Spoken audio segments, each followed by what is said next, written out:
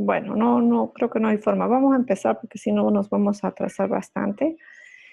Em, bueno, vamos a ir avanzando con el tema y a la mitad vamos a hacer un receso para hablar un poco de los trabajos que han ido realizando, ¿ok? Porque todo se va complementando con lo que hemos ido viendo. Espérenme, vamos a seguir aceptando a sus compañeros.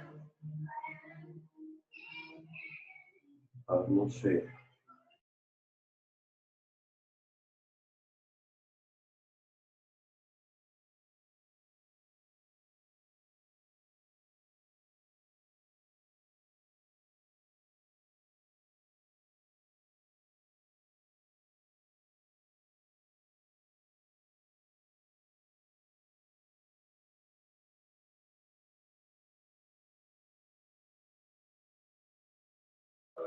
Ok, me avisan por favor si logran ver la pantalla correctamente. I hope so. Sí, doctora. Gracias. Bueno, entonces Sí. hemos visto, gracias Roberto. Entonces en la anterior clase vamos a recordar un poquito lo que hemos visto. Hemos visto el proceso de reproducción celular, ¿ya? Hemos indicado que la célula tiene una fase reproductiva, que es en este caso la mitosis, y tiene una fase que se llama la interfase, donde la célula está en reposo, ¿no? Hemos visto también que existe dentro del ciclo celular la fase G1, S, G2, ¿no? La de crecimiento, grow 1, S de síntesis, G2 de crecimiento secundario. Y después tenemos la mitosis como tal, con sus fases de profase, anafase, profase, metafase, anafase y telofase. Y también el último proceso, que es la división en sí, que sería la telequinesis. ¿Ok? Eso pasa en una célula que va a replicarse a sí misma generando dos células idénticas. Pero luego tenemos que existe la reproducción sexual, ¿no? Dentro de la reproducción sexual es un mecanismo biológico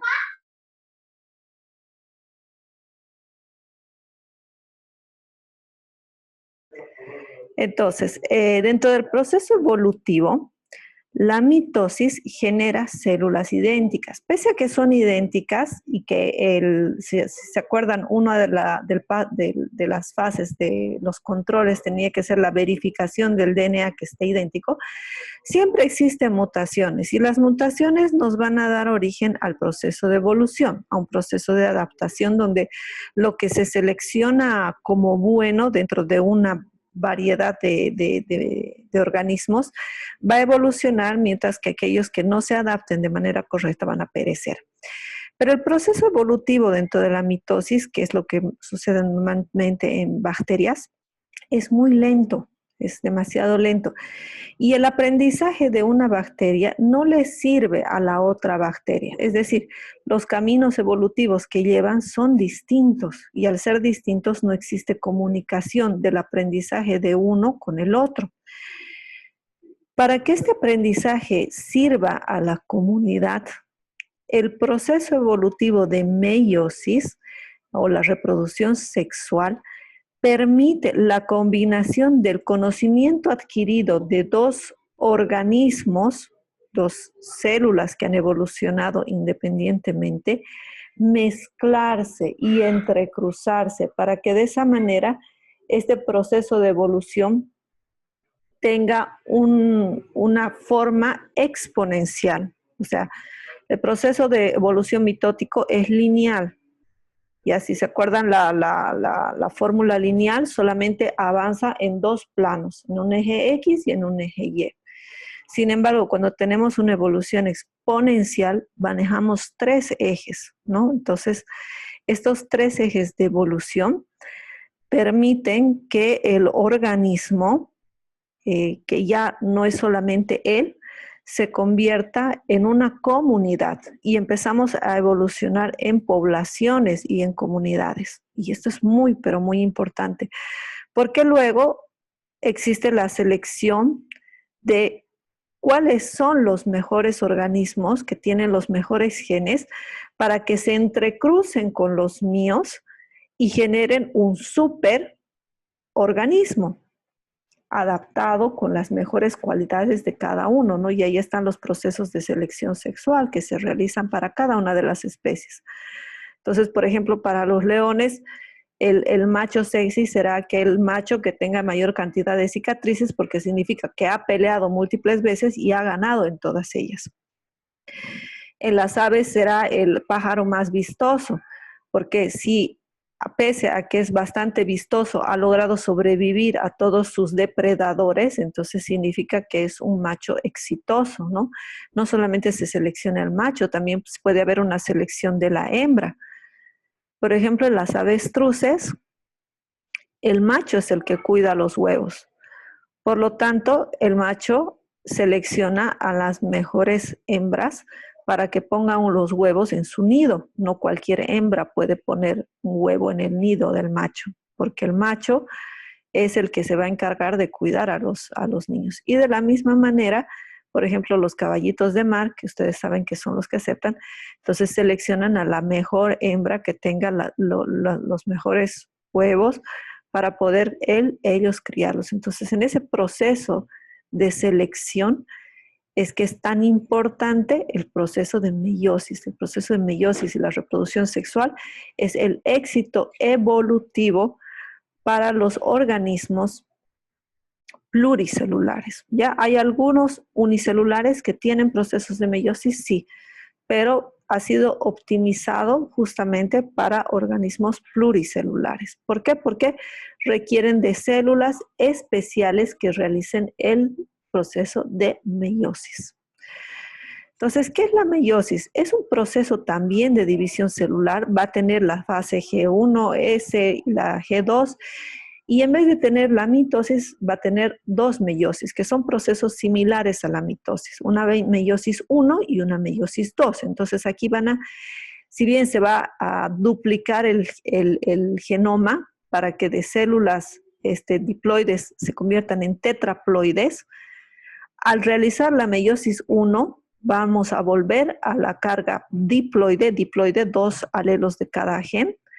Y en la segunda meiosis vamos a pasar a células haploides con un solo par de cromosomas. ¿Para qué? Para que la célula haploide del macho se una con la célula haploide de la hembra, ¿ya? Dice que además está relacionado con una serie de pasos que, al igual que la mitosis, solo van a ocurrir tras ciertos indicadores, ciertos marcadores. Y además van a estar seleccionados a un grupo pequeño de células reproductoras en los organismos. Ahora, si nos vamos a la parte de embriología, ¿de dónde provienen las células que van a formar los ovocitos y de dónde provienen las células que van a formar los espermatozoides? ¿Se acuerdan? Embriológicamente, ¿de dónde migran? Pueden escribirlo en el chat si quieren. Búsquenlo en el internet, si no se acuerdan. ¿De dónde provienen las células que van a formar los ovocitos y de dónde provienen embriológicamente las células que van a producir los espermatozoides?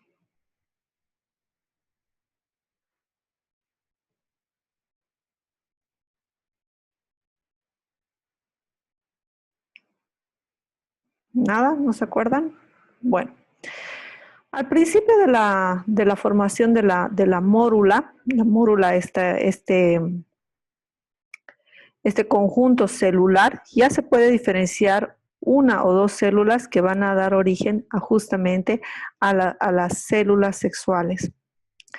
Cuando se forma el blastocisto, si bien un conjunto de células empieza a formar el disco trilaminar, en el momento en que se forman las gónadas, células que no se han dividido, que forman parte del blastocisto, se mantienen hasta el momento en la formación del de los ovarios y de los testículos se mantienen indivisibles hasta migrar hacia esas zonas. ¿Qué quiere decir esto? Que el organismo es tan sabio que sabe que cada vez que se reproduce, cada vez que se duplican las células, pierden fidelidad. Es como una fotocopia de la fotocopia de la fotocopia de la fotocopia. Entonces, cuando ya hay 8 divisiones celulares, una célula se guarda para que a partir de esa célula recién vaya y migre hasta las gónadas para que no se desgaste con las divisiones sucesivas, ¿ya? Eso es importante. A veces lo estudiamos nosotros en embriología, pero no lo entendemos por qué sucede eso. Sucede eso porque el organismo sabe que si va a agarrar una célula vieja para formar gametos, estos gametos ya van a estar degenerados. Y eso es lo que pasó cuando hicieron la clonación de la ovejita Dolly. Al agarrar células de la mama de Dolly, por eso también la mama produce cáncer de mama, porque tiene células que pueden pasar a un proceso de división celular. Entonces, involucionaron las células de la mama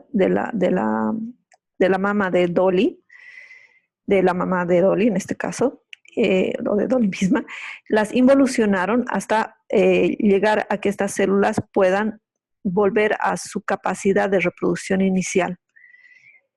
Y a través de estas las clonaron, fueron clonándolas hasta formar una nueva ovejita. Pero cuando la ovejita ya estuvo formada, nació, empezó a producirse un envejecimiento prematuro. ¿Por qué? Porque la célula que había dado origen a ese osito, digamos, que ha ido a formar esta ovejita, ya estaba bastante degenerado, es decir, su DNA ya había sido degenerado. ¿Dónde nosotros nos damos cuenta la degeneración celular? Normalmente a nivel de los telómeros, lo vamos a ver más adelante. Espérenme un segundito. Y si tienen preguntas, igual me cortan.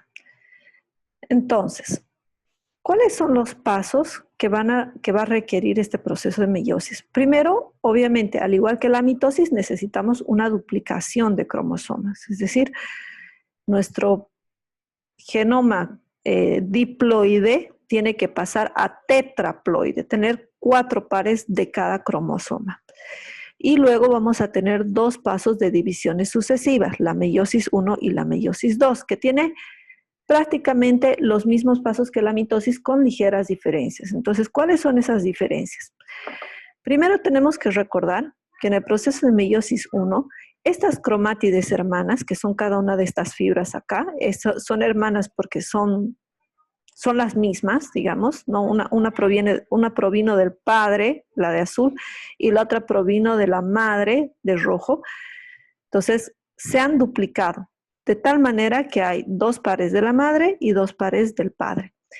Están unidas, bueno, cada cromátide está unida por una proteína que se llama el cinetocoro, ¿ya? Pero esta proteína del cinetocoro de la madre con la proteína del cinetocoro del padre se mantiene unida y a lo largo de todo el cromosoma por estas fibras blanquitas que vemos acá, que son proteínas también, que se llaman cohesinas. Cohesinas de cohesión. Cohesión que quiere decir pegado. Se mantienen cohesinas, o sea, cohesinas que sean pegadas. Y esto ocurre hasta el proceso de la anafase 2. ¿Ok? ¿Para qué? Para que no exista la posibilidad de que yo me lleve 2 pares maternos o 2 pares paternos, sino siempre yo me lleve un par materno y un par paterno. ¿Ok? Estos cromosomas homólogos, ¿no es cierto?, se van a acomodar, dice, uno al lado del otro, mediante una envoltura proteica, que es el sinapto nemático. ¿Ok? Entonces, a su vez, están protegidas por el sinapto memático, permitiendo que cada gen quede a la misma altura. Es decir, si se han dado cuenta, cuando han recortado sus cromosomas, tenían distintos colores, ¿no es cierto? Entonces esos colorcitos tienen que coincidir, cada colorcito con el colorcito del otro lado. No debería ocurrir de que, por ejemplo, algunos me han pegado uno de los cromosomas patas arriba y el otro patas abajo, ¿no? Pero ocurre, no debería ocurrir, pero ocurre, y eso lo vamos a ver en anomalías génicas. Entonces, permite que cada gen quede a la misma altura. Y de ahí se forman los quiasmas. ¿Qué es el quiasma? El quiasma es aquellos puntos en los cuales hacen intercambio de cromosomas. Es decir, imagínense que los genes son como la ropita, ¿ya? De los cromosomas. Entonces, este le dice, me gusta tu polera y la mía también, entonces intercambiamos. Entonces, intercambian, ¿ya? Se intercambia el del padre con el de la madre, una porción de cromosoma. Ya no son porciones de genes, porque el gen es chiquitito, el cromosoma es grande. Entonces, una porción de cromosoma que contiene muchos genes empieza a intercambiarse. Aquí lo vemos, ¿no? Entonces, ahí está el complejo sinaptomimético y este complejo sinaptomimético hace de que haya el entrecruzamiento que se llama el crossing over, ¿ok? Entonces, este crossing over es cuando yo empiezo a intercambiar material del padre con el de la madre y lo mezclo. O sea, aparte de que tengo el cromosoma materno y el cromosoma paterno, se mantiene cromosoma paterno y cromosoma materno. Pero ahora hago un mix. Este ya no va a ser ni cromosoma paterno ni cromosoma materno. Va a ser un cromosoma que tiene porciones paternas y porciones maternas en sí, dando origen a un cromosoma único y nuevo. ¿Ya? Y esto es importante porque aquí yo entiendo que cada óvulo es distinto. Aquí yo entiendo que cada espermatozoide es distinto, tiene porciones del padre y tiene porciones de la madre, porque de lo contrario no podría existir este proceso de evolución como tal, evolucionaría como el DNA mitocondrial, ¿no es cierto? Con una sola línea paterna y línea materna. No, en este caso yo no puedo diferenciar qué porciones del padre y qué porciones de la madre. Y cuando se hacen los test de paternidad, se hace por probabilidad, por eso nunca les va a salir 100% seguro que es el padre, les va a salir un 99.9% la paternidad. ¿Por qué? Porque como cada espermatozoide que está liberando ese padre es distinto, existe una serie de probabilidades de que el niño pueda ser originado de ese padre, pero también ese padre que si tiene un hermano, también van a compartir una serie de cromosomas porque tienen padres en común. Entonces, uno por probabilidad, se analiza varios espermatozoides y se analiza el cromosoma entero de la madre, justamente para discriminar qué genes correspondían a la madre y de todos los genes que correspondían al padre, cuán probable es de que ese señor que yo estoy seleccionando sea el verdadero padre de esta criatura, ¿ya? Ese proceso no es tan fácil justamente porque existe este crossing over. En cambio, si yo quiero saber si es la madre, que ha ocurrido, por ejemplo, en aquellos niños que en la guerra han sido separados de su madre y los han dado en adopción y después de 50 años el niñito quiso encontrar a su mamá, entonces uno hace el análisis de DNA mitocondrial y coincide. O sea, no hay ahí mayor ciencia. El problema es con el padre, justamente porque no tenemos una línea de evolución paterna, a menos de que tengamos el cromosoma Y. Solamente sería si el niño salió niño. Entonces ahí yo podría hacer un cruzaje de solamente el cromosoma Y, que tiene solo evolución paterna, y yo ahí averiguo si realmente es el padre o no es el padre, con mayor fidelidad, ¿no? Entonces, ¿qué es lo que pasa en este proceso de profase? Tenemos el leptotene, que es el leptotene, es cuando los cromosomas están duplicados y empiezan a condensarse, esa es la profase temprana, también lo llaman.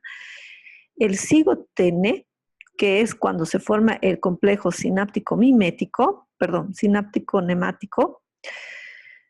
y este complejo sináptico-nemático hace que los cromosomas se ordenen a la misma altura de los genes. Luego tenemos el pasitene, donde existe el crossing over, que es decir, el entrecruzamiento de las cromátides paternas y maternas. Y luego tenemos el diplotene, donde se forman los quiasmas. Este quiasma, es eso lo que les he dicho, es ese cruzamiento. Entonces, ¿qué es lo que pasa? El complejo sináptico nemático se disuelve en parte. ¿Para qué? Para que dé origen a que se separen nuevamente los cromosomas, pero ya se separen mutados, cambiados, ¿no? Reensamblados, si quieren decirlo así. Y en la parte final, que es la diaquinesis. ¿Y por qué algunos niños son idénticos al papá? Ah, ya vamos a hablar de eso, ¿no? Entonces, la diaquinesis ya es el proceso donde ya se logran separar, es decir, ya los cromosomas son separados unos de los otros con la nueva conformación. Ahora me dice Rosario Jimena, dice, ¿por qué en algunos niños son idénticos a su papá o a su mamá y otros no se parecen a sus papás? ¿Qué es lo que pasa? Vamos a verlo en la parte genética. Se llama lo que es la plasticidad genética, ¿ya? Cada gen que codifica para una característica, por ejemplo, el color de ojo, el grupo sanguíneo, etcétera. Hay muchos genes que los genes codifican para proteínas y existen proteínas que manifiestan directamente un fenotipo, ¿no? Un fenotipo como el grupo sanguíneo, depende de un solo cromosoma. Pero existen características como el color de cabello, como la altura, etcétera, que dependen de una multitud de genes. Entonces, esa herencia multigénica ya es muy difícil de determinarla a través de solamente analizar los genes. ¿Por qué? Porque hay en la influencia del medio ambiente, etcétera. Entonces, puede ser que los rasgos fenotípicos que nosotros notamos como prominentes, es decir, si digamos, el papá tiene las orejitas grandes y lo que a mí me llama la atención de esa persona son las orejas grandes, salta a la vista más que cualquier otra cosa. Y de repente el niñito puede tener la cara de la mamá, pero tiene las orejas del papá, entonces siempre yo lo voy a asimilar más al papá. No es que solo tienen características, sino que las características que me son más evidentes, que me son más claras, porque solamente miro yo la parte externa, tiende a ser más notorio de un padre o de otro. Y hay algunos que dicen que no se parecen a ninguno de sus padres. Es porque la herencia, por este mismo proceso de crossing over, puede ser que dé a la luz que se silencien algunos genes de la madre o del padre y den origen a la presencia de los genes de los abuelos. Entonces, eso sucede cuando el papá, por ejemplo, es moreno, la mamá es morena y de repente el niño salió rubio. Y cuando nosotros vemos en la historia genética del niño, de los padres, de los antecesores, nos damos cuenta que tenía un abuelo o tenía una abuela rubia de ojos claros, pero que todos sus hijos salieron morenos. Y a la siguiente generación, estos genes que estaban ocultos, porque había un gen dominante que era del padre, por ejemplo, entonces ocultaban. Y como lo oculta, entonces en la siguiente generación se libera y al liberarse se manifiesta. Sucede eso, sucede bastante y bueno, eso ha generado una gran controversia en la edad, en el medioevo, porque justamente mucha gente pensaba que estaba siendo traicionada porque los hijos no se parecían al padre o no se parecían a la madre, ¿no? Cuando en realidad se dio cuenta de esto Gregor Mendel, entonces empezó a hacer los experimentos de Mendel y encontró el mecanismo de justamente los genes recesivos y los genes dominantes, que eso lo van a ver en la parte genética, que podríamos verlo acá, pero ya no nos va a dar el tiempo, ¿ya? Espero que haya contestado tu pregunta. Bueno, entonces, en realidad aquí tanto los nombres de los procesos no son importantes, sino que entiendan que la diferencia de la profase 1, de la mitosis y de la meiosis es este. Sí hay duplicación, sí, eso es una cosa en común, pero la diferencia es que aquí tenemos un complejo sinaptonemático, tenemos un kinetocoro, tenemos un quiasma y tenemos el entrecruzamiento de las cromátides entre hembras y entre la parte femenina y la parte masculina. Luego, entramos de la profase a la metafase. ¿Se acuerdan? Metafase, metad, quiere decir que todos los cromosomas se van a alinear en la mitad de la célula y ambos centrómeros van a estar polarizados y se va a formar el uso cromático. También les había dicho que en la parte del centrómero se van a unir las proteínas a cada una del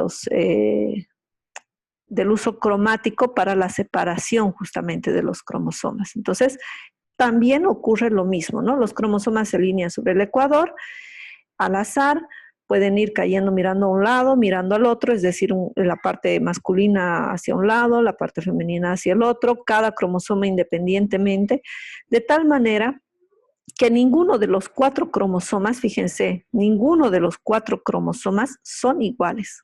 Todos ahora son diferentes. Esto es una tetrada. Ya no podríamos hablar aquí de cromosomas idénticos ni solamente de cromosomas homólogos. Ya no son idénticos, ya han mutado, ya son diferentes. Entonces, en la anafase, estos ya llegan a acercarse a lo que va a ser su futuro núcleo y cada microtúbulo unido al cinetocoro en el centrómero va desplazándose hacia cada uno de los pares. Y los quiasmas que se habían formado terminan de separarse por completo. ¿Por qué recién ahora se separan por completo? Porque dentro de este proceso tiene que haber un proceso de control, ¿no es cierto? Porque si se separaran antes con una tetrada, con 4 pares, podría ser que se confunda el uso cromático y saque 2 cromosomas, piense que el otro cromosoma es su cromosoma homólogo, cuando no lo es. Entonces puedo sacar yo 2 cromosomas pensando que son el par 21, por ejemplo, cuando en realidad estoy agarrando el par 21 y el par 22. Que si ustedes no hubieran tenido los cromosomas con colorcitos, seguramente les hubiera pasado, ¿no? Que hubieran agarrado otro cromosoma. Pero gracias a los colorcitos, ustedes se han dado cuenta de que ese era su par y no era otro cromosoma. Entonces, este uso cromático y este centrómero no tiene ojos. Como no tiene ojos, tiene que haber un mecanismo para que le diga, este es su par. Y no es otro. Entonces, por eso es que se mantienen los quiasmas. Y como el quiasma se mantiene hasta el proceso de anafase, puede ser que algunos quiasmas no se separen correctamente y este pedacito aquí anaranjadito se vaya junto con este azul. Entonces, ¿qué ha pasado? Existe una duplicación de segmentos. Lo vamos a ver en las aberraciones cromosómicas. Entonces, a partir de la meiosis 1 voy a tener células haploides o células diploides. Evidentemente van a tener 2 cargas genéticas, serían diploides, pero recordemos que ahora ninguna hebra es igual que la otra, ¿no es cierto? Y si ninguna es igual a la otra, digamos, este es el cromosoma 21, este también es el cromosoma 21, pero este cromosoma 21 no es igual a este otro cromosoma 21. Este es el 21A y este es el 21B. Por lo tanto, voy a tener un organismo haploide, pero ya no de 23 pares, sino un haploide de el doble, de 46 cromosomas. ¿Ok? Entonces, cuando ya tengo los 46 cromosomas, yo no puedo admitir 46 cromosomas, yo tengo o 23 pares o 23 cromosomas. Entonces, ¿qué es lo que pasa? Va a pasar de que se van a formar los núcleos, en los núcleos va a pasar a la telofase se va a dividir en la citoquinesis, pero luego este organismo de 46 cromosomas haploides no puede sobrevivir. No existe, esta célula es anormal, por lo tanto, como tiene una carga anormal, tiene que procederse a una segunda división. En esta segunda división tenemos la interquinesis, que es entre la citoquinesis y la profase 2, donde nuevamente el núcleo se disuelve, se vuelven a condensar los cromosomas, se vuelve a formar la profase 2, el uso cromático de la metafase 2, la anafase, se separan las cromátides, ya no son hermanas, sino tal vez compañeras o primas, no sé cómo le podríamos llamar, Y luego pasamos al proceso de telofase, de tal manera que en la citoquinesis tenemos 4 células haploides, cada una distinta de la otra. Y como este proceso de crossing over puede ocurrir en cualquier sección, bueno, hay algunas secciones que son más sensibles que otras, no vamos a decir que es en cualquiera, por probabilidad hay secciones que sí se cruzan más fácil que otras, por ejemplo, cerca de los telómeros es más fácil que se cruce que aquellos genes que están cerca del centrómero, pero puede ocurrir también, no es definitivo, pero es menos probable. Entonces ya ocurren 4 células haploides distintas y la variedad es inmensa. Ahora aquí existe una diferencia entre gametos masculinos y gametos femeninos que es importante cuando veamos las aberraciones cromosómicas. Los espermatozoides se producen en cientos y miles de cantidades, ¿no? Entonces, en ese caso, en ese proceso de división celular aumentada, tiene que existir mucha síntesis de DNA. ¿Serían haploides? Sí, claro, son haploides. Estos 4 son haploides porque solamente tienen un cromosoma. Son haploides porque que ya va a formar un espermatozoide, tiene que juntarse con un ovocito que también es haploide para formar un ovocito diploide, ¿ya? Ahora sí, no sé si me entendiste, Grigot. Entonces, al final de la meiosis, tengo células haploides, pero ya no de carga de 23 cromosomas, sino de 46 cromosomas.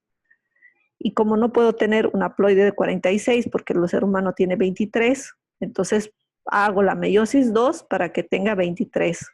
Pero ya no son diploides, son haploides. ¿Ok?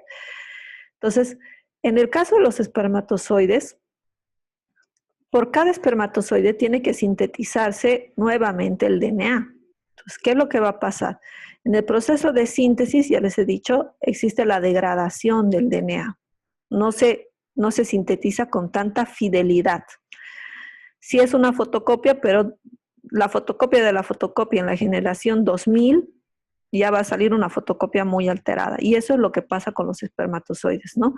Tenemos fotocopias que no son tan fidedignas, por eso es que tiene que haber un proceso de selección natural. De todos los millones de espermatozoides, uno que sea el más capo tiene que llegar a conquistar el óvulo. En cambio, en el óvulo ocurre todo lo contrario. Recuerden que el óvulo se queda estancado en el proceso de metafase, acá, en la metafase 2. Entonces queda dormido durante años hasta que la niña llegue a la pubertad y empiece a liberar óvulo por óvulo. Entonces, imagínense dormirse 13 años, ¿no? Te despiertas y, sí, ¿en qué me quedé de la tarea? ¿No es cierto? Te tienes que dividir. Sí, me tenía que dividir, dice, ¿no? Entonces se divide. Ya me dividí. Pero ya cuando este óvulo está 46 años dormido, 40 años dormido, imagínate el óvulo de una mujer de 40 años, ya no se acuerda en qué parte, no, ¿este era de la derecha o este era de la izquierda? Esto, creo que ya que eran 2 a este lado, 3 a este otro lado. Entonces, ¿qué es lo que pasa? En la metafase 2 ocurre que esa memoria que ha estado dormida durante mucho tiempo hace que se cometan errores, que en vez de que me traiga 23 cromosomas a un lado y 23 al otro, de repente me arrastro 24 cromosomas. Tengo un cromosoma extra. Entonces, por eso los errores cromosómicos en los cromosomas provienen en su mayoría de problemas en los óvulos. Es el óvulo el que estaba mal. Y las anomalías génicas de los genes, que haya un gen mutado, por ejemplo, el gen de la insulina que haya sido mutado, es ineficiente y por lo tanto ese niño nació con diabetes de tipo 1, son de origen del espermatozoide. ¿Ya? Ahora no le vamos a echar toda la culpa ni a uno ni a otro. Cada uno fue un proceso de evolución, ¿no? Y puede ser también en algún momento que en este proceso de crossing over se haya tomado una porción que estaba mutada y como ya estaba mutada, entonces no fue problema de la división del espermatozoide, sino que ya tenía una mutación que estaba oculta, pero que salió en la siguiente generación. Es un poquito complejo, por eso nunca vamos a descubrir de dónde fue el origen. Por más de que dos personas tengan síndrome de Down, el origen de ese Down es diferente.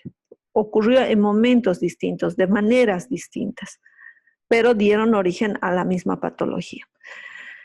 Bueno, ¿qué pasa en la meiosis 2? Ya hemos dicho, existe un proceso de profase 2, donde si es que ya hubo una descondensación del DNA durante la telofase, otra vuelta tiene que volver a condensarse y por lo tanto tiene que volver a desensamblarse toda la membrana celular, la membrana nuclear, perdón, se desensambla formando pequeñas vesículas.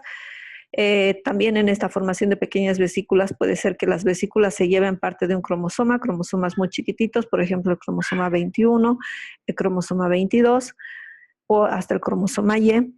También los centrómeros que se han duplicado durante la interquinesis se mueven a cada uno de los polos para formar un nuevo uso cromático. Tiene que haber una pequeña duplicación, no se duplica todo acá.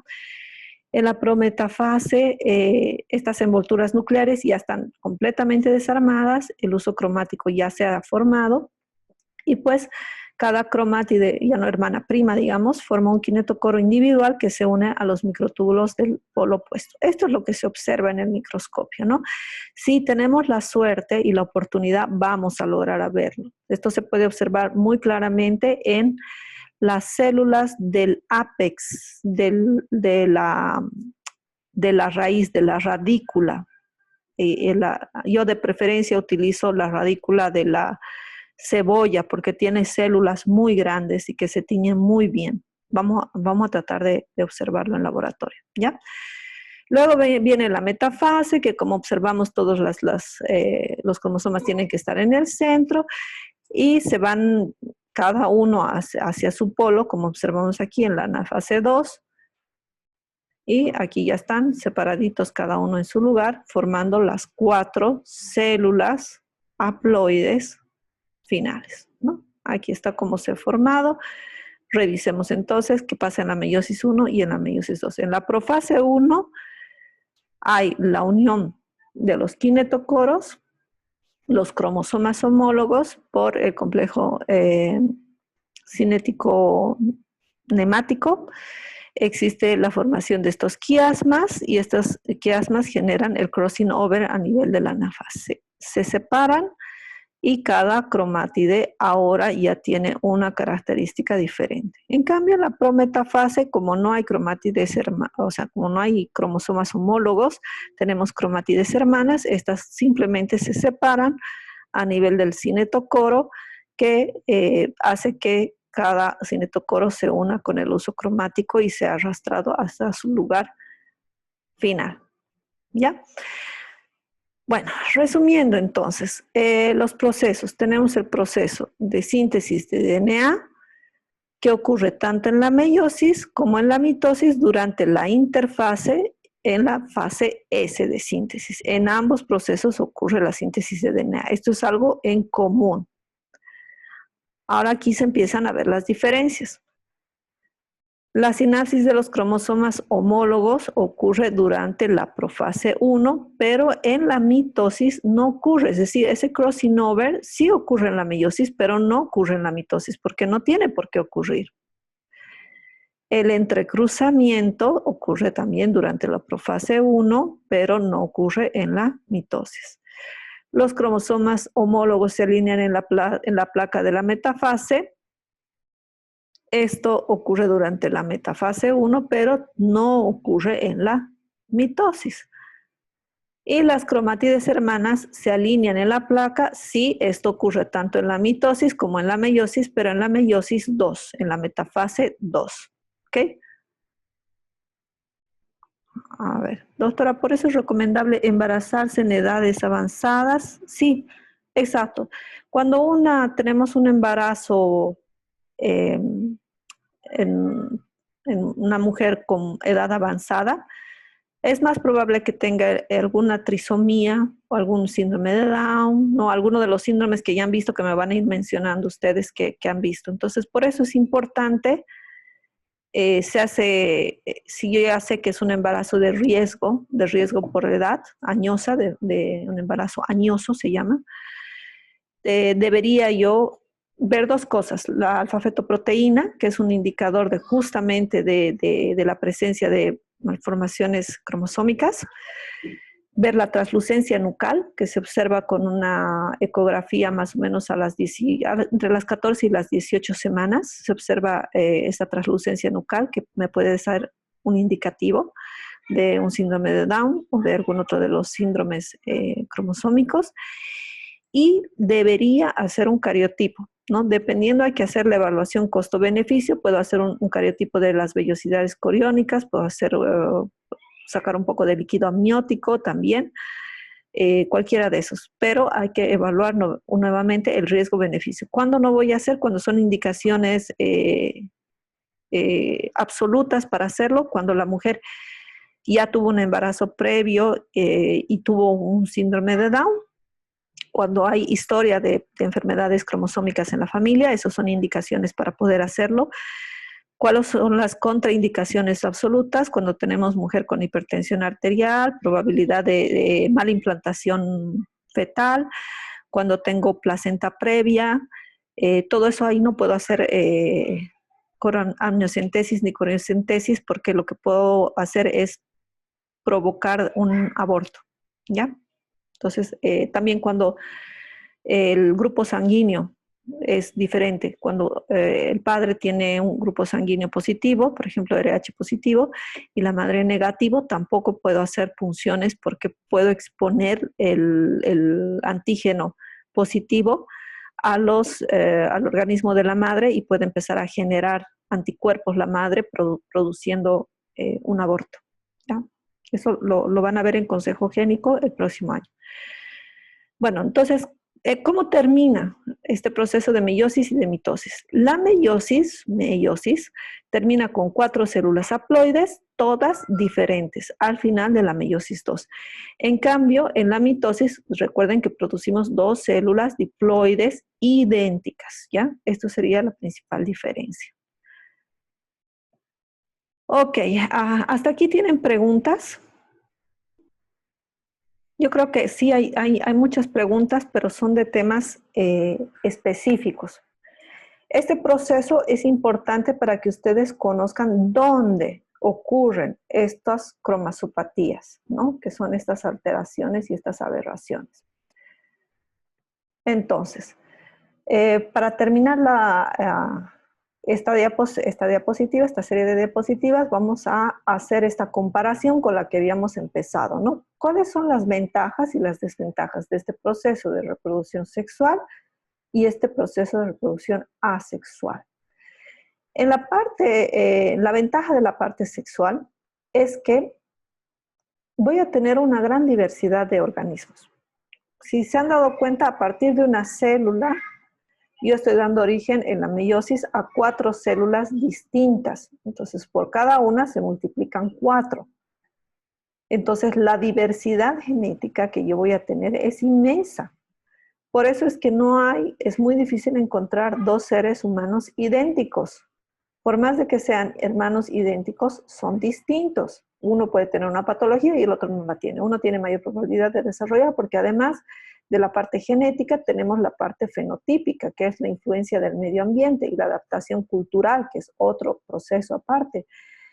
Entonces, si yo tengo una gran diversidad, imagínense, de formas que cada uno de nosotros es una forma geométrica distinta de un color distinto. Ninguno somos iguales. Y de repente viene un proceso evolutivo que dice: a partir de ahora todos los amarillos se mueren. Ok, todos los amarillos se murieron, pero no solamente tenían esta población amarillos, tenía verdes, azules, rojos, colorados, de todos los colores. Entonces siempre va a haber una población restante que se va a adaptar a ese medio. ¿Qué pasa con la reproducción asexual? Todos salieron amarillitos y todos eran triangulitos. y por proceso de mutación apareció un anaranjado, que era el bicho raro, el patito feo del proceso evolutivo. Y de repente vino una catástrofe que hizo que todos los amarillos desaparecieran. Gracias al cielo que hubo esa mutación del anaranjadito, porque si no toda la especie desaparecía. Y entonces ese anaranjadito va a seguir produciendo organismos anaranjaditos, ¿no? Entonces va a ser hasta que el próximo proceso evolutivo elimine a todos los anaranjaditos y recién se elimina toda la población.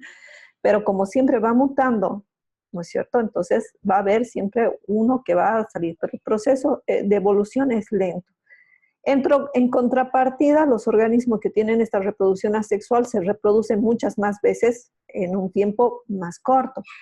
Una bacteria se reproduce cada 20 minutos. En cambio, un ser humano que sí tiene una gran diversidad, etcétera, sus cromosomas son todos diferentes, sus cromosomas sexuales, ¿no? Pero lo hace una vez cada 20 años, ¿no? O hasta 2 o 3 veces cada 20 años, pero no se reproduce más. Tiene que esperar la siguiente generación o otros 20 años. Entonces, este proceso de evolución nos permitió tener espacios más largos entre las generaciones. ¿Cuál es la desventaja de la reproducción sexual? Que obviamente, como ya dividí los cromosomas, los gametos en masculino y femenino, voy a necesitar de los dos progenitores. Si de repente tengo una población de 2.000 individuos y todos son machos, ahí se extinguió. Ya fue, no sé si vieron la era de hielo, ¿no es cierto? La extinción del pájaro Godot. Oh, chicos, ahí se fue la última hembra. Ahí fue. Ese es el problema de la reproducción sexual. En cambio, en la reproducción asexual, la mayor desventaja sería que no existe esa variabilidad, por lo tanto son más sensibles. Pero la ventaja es que no necesito un progenitor. Basta que sobreviva una pinche bacteria que se quedó en tu intestino y que era resistente a rifampicina para que vuelva a producir nuevamente esa diarrea que te tenía rebotando y que con el tratamiento no fue suficiente, ¿ok? Entonces ahí vamos a ver el pro y el contra de ambas situaciones. Como su proceso de reproducción es más rápido, tengo gran cantidad de descendientes, entonces basta que sobren 2 o 3 bacterias ahí pinches molestando para que vuelva a poder producir nuevamente la patología o la enfermedad. Muy bien, entonces ahora les voy a dar paso a que hablen ustedes un poquito. Voy a ir preguntando porque yo sé que son muy tímidos, pero pueden ir participando también en el chat. Cuéntenme qué patologías encontraron en sus cariotipos. Vayan escribiéndolo si quieren en el chat o vayan abriendo sus micrófonos.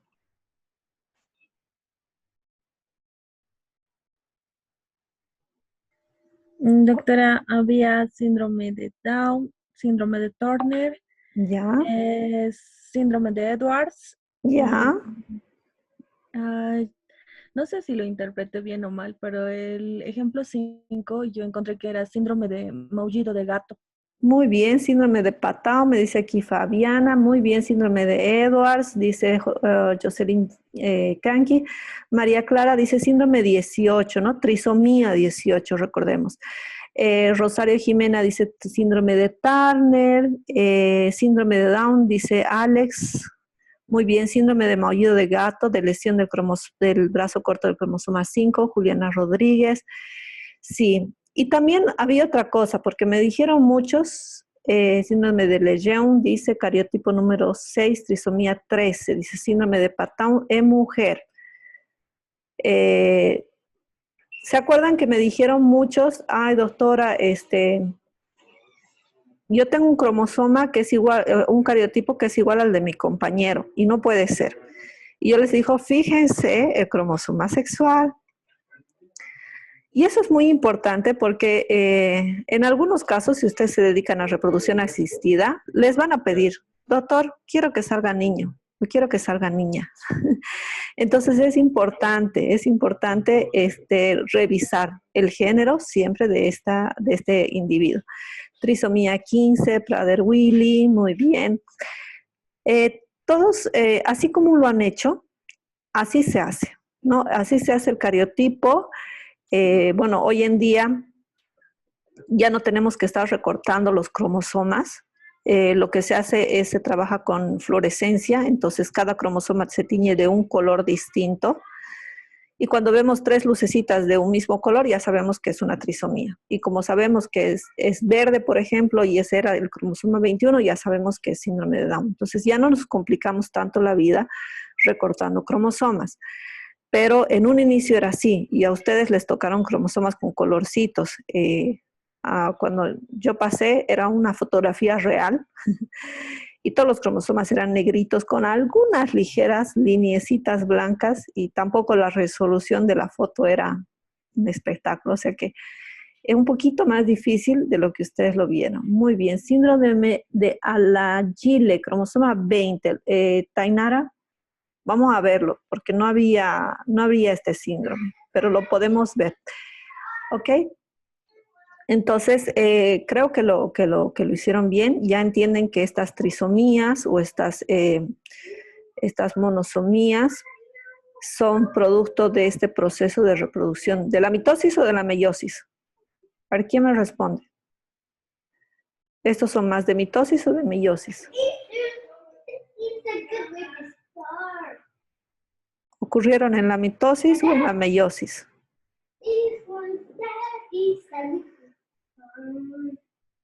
Bueno, casi todos. Ahora dice, doctora, ¿existe algún tratamiento donde se puede escoger si quiero niña, niñas, gemelos? Sí, puedes. Puedes escoger niño, niña. De hecho, como el espermatozoide es el que va a llevar o el cromosoma X o el cromosoma Y, quien define el género es el espermatozoide. Entonces, yo puedo teñir todos los espermatozoides que tengan el cromosoma X o el cromosoma Y, y si estoy haciendo reproducción asistida, pues solamente selecciono los espermatozoides que están floreciendo. Normalmente les ponen a las niñas, les tiñen el cromosoma X con color rosadito. Entonces, si hay un espermatozoide rosadito cruzando por mi microscopio, entonces lo capturo y fertilizo el óvulo, ¿no? Claro que al escoger yo al azar ese cromosoma, no sé si es ese espermatozoide, no sé si es el espermatozoide que debía haber ganado la carrera. Ese es un problema. Con el tema de gemelos, si quieres gemelos, cuando la célula está en la 4ª división celular o llegando a la 5ª, yo puedo dividirla en 2. Lo separo, cosa que me queden 2 grupos de 4. Y cuando quedan los 2 grupos de 4, empiezan la célula, como no encuentra a sus otras compañeras, dice, somos 4, ¿y dónde están las otras 4? Bueno, no sé, sigamos reproduciéndonos. Entonces forman gemelos idénticos. ¿Ya? De esa manera yo puedo hacer gemelos idénticos. Esa es una de las maneras. Y si yo quiero tener 2 o más niños, digamos, pero que no sean, que no sean gemelos idénticos, sino sean de diferentes vitelos, entonces fertilizo más de un óvulo, ¿no? Entonces ahí sí puedo realizar ese proceso. También ya a los óvulos fertilizados puedo hacerle pruebas genéticas. Entonces, normalmente se espera hasta que hayan 16 células, y de las 16 células saco una, y a esa una celulita le hago el análisis genético antes de hacer la implantación, ¿no? Porque puede ser que tenga alguna malformación genética. Entonces, yo le hago el cariotipo, le puedo sacar el DNA para hacer, no sé, ver cardiopatías, alguna otra patología más. Y si veo que está correcto, entonces puedo hacer la implantación. No, eso no se hace normalmente en Bolivia, son estudios bastante claros. Una pequeña pregunta. Dime. Aparte del género, ¿se puede escoger alguna otra cosa más? Sí, hoy en día en Estados Unidos escoges el color de cabellos, el color de ojos y muchas otras características. Sin embargo, aquí hay una cosa de cuestión de ética. No sé si han visto la película Galáctica. No, doctora, ¿de qué trata? Ya, no sé si esa es pero que yo recuerde si ese es el nombre. Es de un niño que nace de forma natural porque sus papás querían que nazca por amor, por selección natural, pero como no podían, entonces, como no podían tener el niño, entonces deciden hacer reproducción asistida. Y el padre le dijo, quiero que tenga los mejores genes, que sea alto, fuerte, exitoso, que no tenga problemas de ninguna cardiopatía, que tenga una vista de águila. Entonces, le hacen el tratamiento genético y tienen un hijo perfecto. Pero luego la mujer se embaraza de forma natural y tienen un hijo que para ese entonces era una aberración, ¿no? Entonces, el hermano perfecto crece, es alto, es fuerte, es lindo, es bello, y el otro hermano era bajito, tenía problemas de la vista, tenía problemas de corazón, entonces el padre siempre le critica a la madre, ¿no? Y le dice, ¿por qué no? ¿Por qué lo tuvimos si es tan defectuoso, ¿no? Entonces este chiquillo tenía una fuerza de voluntad espectacular, ¿no? Entonces él hacía todo porque su sueño era llegar a ser astronauta, llegar a estar en una nave y todo el mundo le decía, si tú quieres estar ahí es imposible, la única manera que logres estar ahí es en tus sueños. Y él hace de todo porque escogían genéticamente, uno tenía que poner como poner su huella, pero en realidad te ponías tu dedo y te pinchaban y sacaban tu sangre y entró tu perfil. ¿No? Sí, es una película, claro que es una película. Sí, claro. Entonces, cuando escogían su perfil genético o con un cabellito, se daban cuenta de que ese tipo no era apto.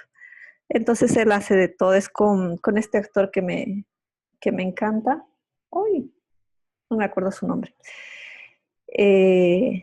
Y él hace todo, se cambia de identidad, se quiebra las piernas para alcanzar la altura mínima requerida, se cambia los ojos, se tiñe el cabello, hace todo y logra su sueño, ¿no? Pero véanla porque es interesante y ahí hay la discusión genética, ética genética. Es una película muy bonita, sí. La discusión ética ¿es legal? O sea, ¿es ético hacer eso? Jugar nosotros a ser dioses, porque en la película el hijo que era perfecto no llega a ser feliz. O sea, como que la felicidad no viene en los cromosomas. No sé si me entienden. Hay mucho más de lo que solamente vemos nosotros. O sea, nosotros podemos ver estéticamente muy lindo una persona con ojos claros, pero cuando vemos las complicaciones clínicas de tener los ojos claros, que no son adaptadas, por ejemplo, en la ciudad de La Paz, una persona con ojos claros puede quedar ciega muy fácilmente. ¿Por qué? Porque la cantidad de radiación solar es tan fuerte que los ojos negros absorben esa energía y no dejan que pase más adentro. En cambio, una persona de ojos claros daña su vista en ese lugar. Pero son muy buenos en lugares donde hay nieve, por ejemplo. Y los ojos negros no son buenos donde hay nieve. ¿Por qué?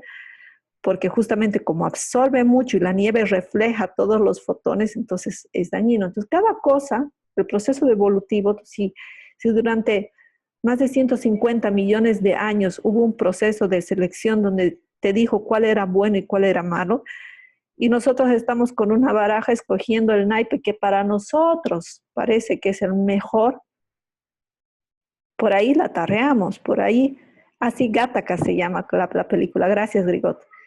Por ahí nosotros nos estamos equivocando porque nuestra visión es solamente muy limitada. Por eso es muy delicado trabajar a genético. Hay un consejo genético, hay ciertas normas y leyes genéticas que te dicen qué es lo que puedes hacer y qué es lo que no puedes hacer, lo que éticamente se cree que está permitido, se cree, lo digo porque nosotros somos los que escogemos lo que es ético o no en ese consejo y cada vez va diciendo, es decir, puedo sacarle digamos, un señor que tiene problemas de riñón, ¿ok? Tiene que vivir conectado a diálisis, pero de repente yo descubro que puedo sacar un riñón, hacer un riñón nuevo. Pero para hacer el riñón nuevo tengo que sacar una célula de este señor, llegar a producir un feto a ese fetito chiquitito de las primeras semanas, digamos las primeras 10 semanas, extraerle los riñones, matar todo el resto del fetito y solamente quedarme con el riñón para producir un nuevo riñón. ¿Es ético o no es ético? No es ético, doctora. Pero si el organismo tiene el mismo gen y los mismos cromosomas del señor viejito, en teoría ya estaría vivo. Es como que te cortaras un dedo, ¿me entiendes? Entonces la pregunta es eso. O sea, no digo que esté bien ni está mal, yo tengo mi propia percepción. Para mí, particularmente, no es correcto, pero ¿quién tiene la palabra? O sea, los científicos, ustedes lo saben muy bien, con el tema del aborto pasa lo mismo. Los científicos dicen, no, hasta antes de las 10 semanas no existen las intercomunicaciones neuronales como para decir que sienta dolor. Por lo tanto, como ese organismo que si bien puede estar formado y le late el corazón no siente dolor, entonces puedo destruirlo. ¿Hasta dónde yo voy a permitir? Y hay algunos que son no, desde el momento de la concepción, ese organismo ya no se toca. Que entonces la madre que se tomó una pastilla sin saber que estaba embarazada porque tuvo un cólico y de repente se tomó, no sé, un teratogeno y lo abortó, entonces es una criminal. Esta parte de la línea ética, chicos, es todo un mundo. Todo un mundo. Ustedes pueden estudiar 40 años la parte ética y les aseguro que no encuentran una respuesta, porque hay tantos grises que nunca van a llegar a encontrar todos los pros y los contras de una determinada situación. Siempre va a haber una parte positiva y una parte negativa. Igual, cuando nuestra constitución política del Estado reconoce en la veda, Ley General de Veda Indefinida, se llama así, dice, ningún organismo biológico puede ser exterminado, digamos. Ok, pero vos agarras y pones a tu cultivo plaguicida, estás matando cientos de organismos. ¿Eres un criminal? No lo eres. Bueno, es muy largo, es muy complejo. Solamente lo vamos a dejar así. Ese es el criterio que tiene que ir formando cada uno. ¿Ok? Bueno, entonces espero, en realidad el ejercicio de los cromosomas tenía la intención de que ustedes se imaginen que eso que estaban teniendo en sus manos, recortando esas formas de crucecitas, eran en realidad pacientes suyos. Se imaginen que era una mujer embarazada pidiendo un consejo genético. Esa era la intención, más allá de que sepan emparejar o no sepan emparejar cromosomas, reconozcan o no reconozcan el cromosoma, la intención era de que ustedes se imaginen que esos X y esas Y que tenían ahí enfrente somos nosotros. Ese es el núcleo de nuestra célula y eso es lo que domina y lo que tiene la información de todo lo que nosotros somos. Es el que nos dice inclusive cómo nos vamos a comportar. Ay, bueno, no les puedo decir nada más que eso me encanta, me apasiona. Yo podría vivir con la parte genética, me gusta mucho. Bueno, me dicen si están viendo por favor la pantalla. Sí, doctora, se está viendo bien. Ok. Bueno, vamos a ver entonces muy rápidamente las alteraciones cromosómicas. Estas alteraciones cromosómicas normalmente cuando ocurren de un 60 a un 80% se convierten en abortos espontáneos. ¿Por qué? Porque nuestro cuerpo es sabio y cuando reconoce una alteración cromosómica sabe que algo está mal y sabe que ese algo que está mal no debería seguir su curso. Por lo tanto, ocurren abortos espontáneos. La mayoría de estas, del 90 al 95%, son alteraciones numéricas, ¿ya? Es decir, trisomías, monosomías, etcétera, ¿no? El 50% son trisomías, el 23% trisomías, me van diciendo cuáles son las trisomías más importantes. Son 3 solamente, las más comunes. La más común de las trisomías, Síndrome de Down. síndrome de Down. La siguiente,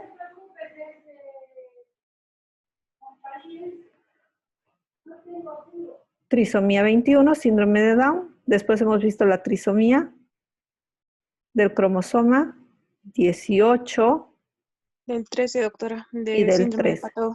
Ajá. Síndrome de Patau, ¿cuál es la característica principal? ¿Cómo yo reconozco un síndrome de Patau?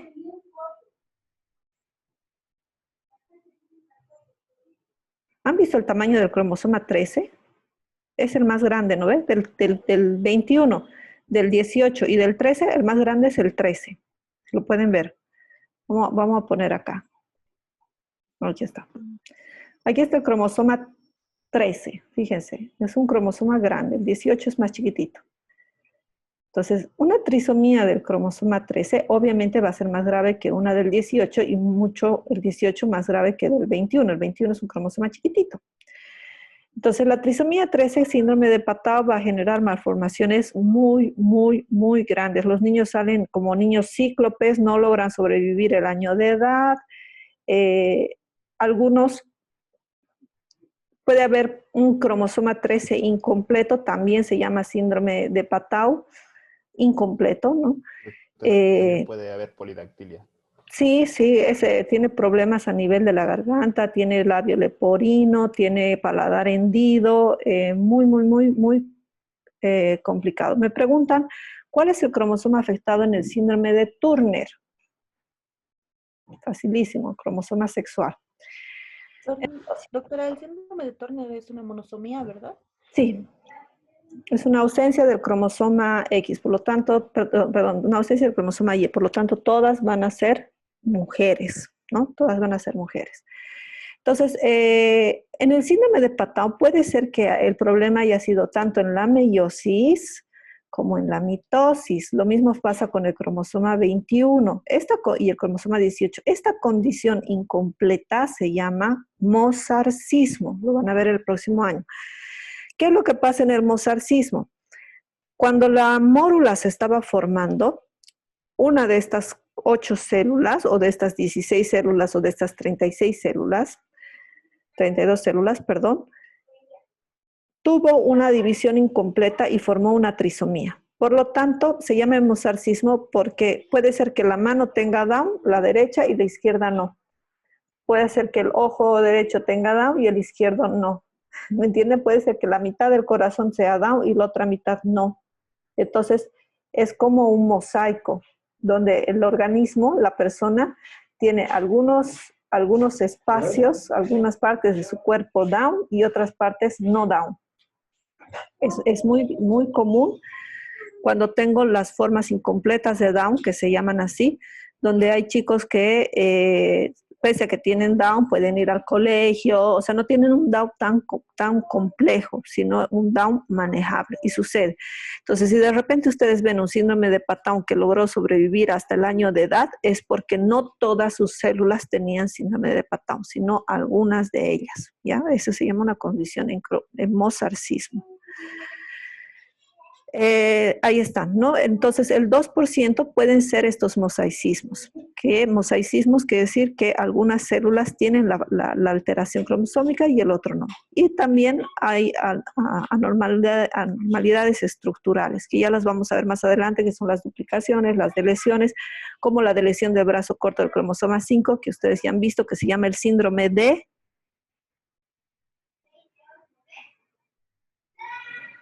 Maullido de gato. maullido del gato, perfecto, ¿no? Con síndrome de Patau, dice Grigot, una persona que llegó a vivir hasta los 19 años. Entonces era un mosarcismo de ese síndrome, ¿no? Sí, así es. No todo lo que está en el internet es verdad. Por eso traten de buscar fuentes correctas. Busquen en los libros y en los artículos científicos. Entonces, este síndrome del maullido del gato se llama así, ya lo han debido ver, ¿no? Porque los niños cuando nacen lloran como gatitos. Y eso es porque tienen un problema a nivel de la faringe y de la laringe, que es el órgano fonador, ¿no es cierto? Este está implantado de posición más abajo, por lo tanto da esa característica. Si ven el cuello de ellos es un cuello que se llama enterigón, ¿no? Algunas de las mujeres, algunas de ellas presentan un pequeño retraso, pueden presentar también, ¿no? Y esto es importante, ¿no? El riesgo de recurrencia en madres con un hijo con alteraciones cromosómicas es del 1%. Es decir, si ya tuvo un problema con un niño con algún problema, entonces hay una cierta probabilidad de que pueda tener más. Aquí están los cromosomas. Ya sabemos que el cromosoma es una conjunción de DNA, ¿no es cierto? Este DNA súper enrollado se enrolla sobre ¿quién? Sobre proteínas, por lo tanto el 60% de estas fibras son proteínas.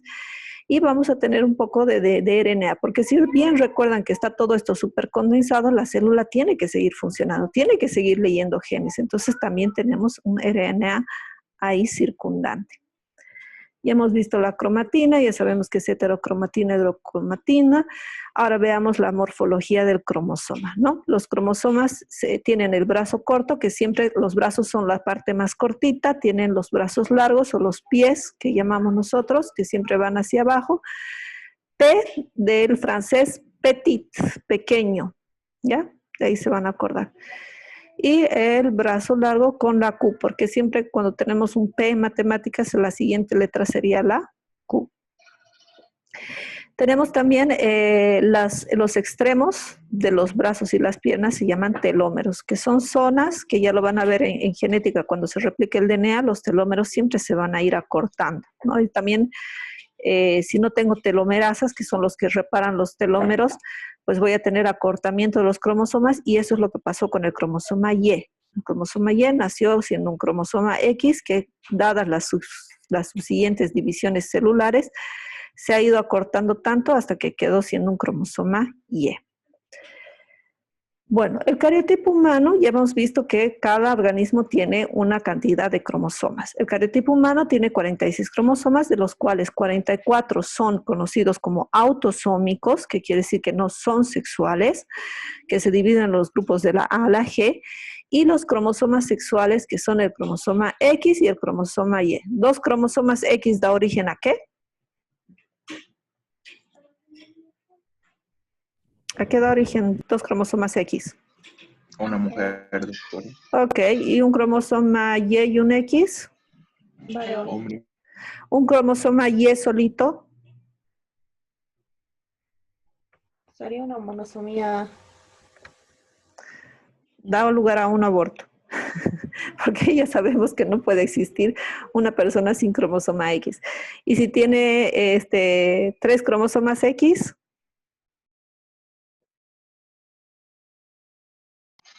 Supermujer, creo que le llaman. Exactamente, una supermujer, ¿no? Entonces eso lo habíamos visto ya cuando hemos visto los corpúsculos de... ay, se me acaba de ir ahorita. Cuando hemos visto núcleo, hemos visto esos corpúsculos. Krauss, no me acuerdo. Bueno, vamos a ver entonces estas alteraciones cromosómicas. Son aquellas que ocurren normalmente durante el proceso de gametogénesis, específicamente en la meiosis o en las primeras divisiones del cigoto por el proceso de mitosis, que dan origen en estas a los procesos de mosaicismo. Pueden ser numéricas, ¿no es cierto? Numéricas cuando hay un número, una ganancia o una pérdida de cromosomas. Sí, por ejemplo, tiene 46 cromosomas, se va a llamar euploide.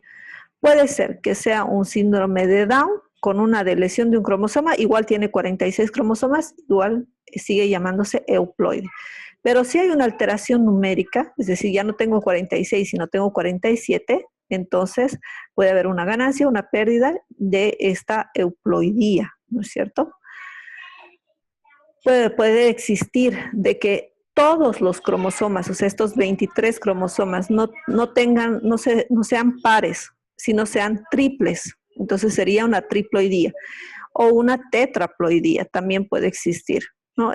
A esto se llaman poliploidías. Poli, muchos, ploides, cromosomas, juegos de cromosomas.